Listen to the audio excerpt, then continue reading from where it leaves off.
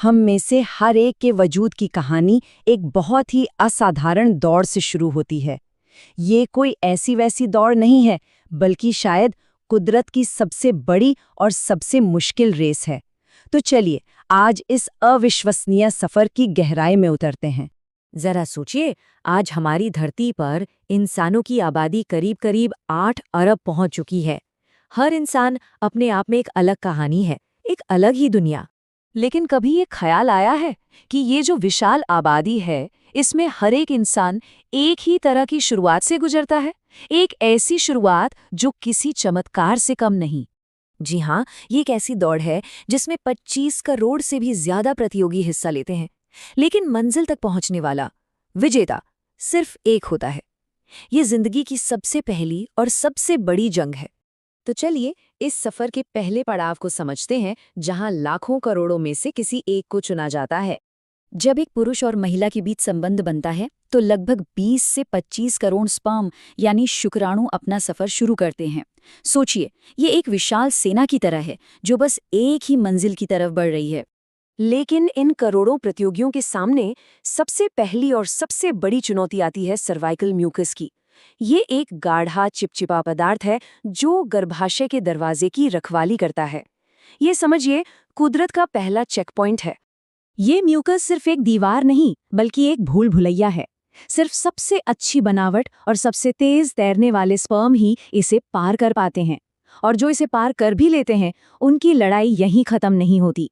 आगे महिला का इम्यून सिस्टम उन्हें बाहरी हमलावर समझकर अटैक कर देता है, जिसमें लाखों मारे जाते हैं।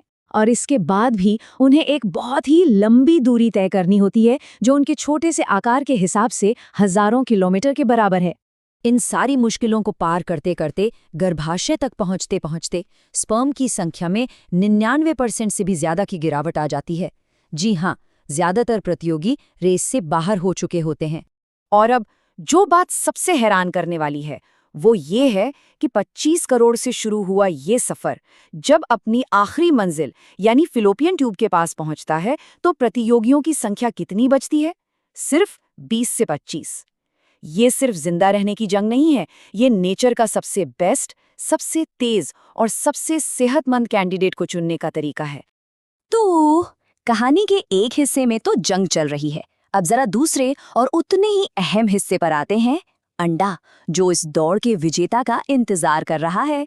देखिए, जहां पुरुषों में करोड़ों शुक्राणु लगातार बनते रहते हैं, वहीं महिलाओं में अंडों की संख्या सीमित होती है और वो भी जन्म से पहले ही तय हो जाती है। शुक्राणु सफर करते हैं और अंडा अपनी जगह पर सही कैंडिडेट का इंतजार करता है। ये बात वाकई हैरान करने वाली है।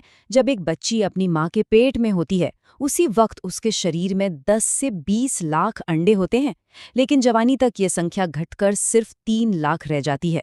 और पूरी जिंदगी में एक महिला इनमें से सिर्फ 300 से 400 अंडे ही रिलीज कर पाती है।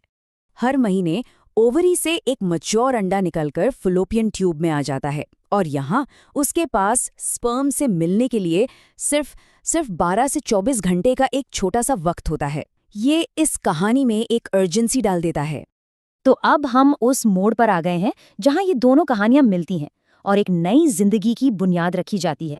स्पर्म के लिए ये सफर वाकई किसी जंग जैसा है, जिसमें जीतने का बस एक ही नियम है, कुछ भी हो जाए बस आगे बढ़ते रहना है। फेलोपियन ट्यूब में मौजूद अंडा सिर्फ चुपचाप इंतजार नहीं करता, वो एक खास केमिकल सिग्नल छोड़ता है जो बचे खुचे 20-25 स्पर्म को गाइड करता है, अपनी तरफ खींचता है। ये रेस का आखिरी लैप है।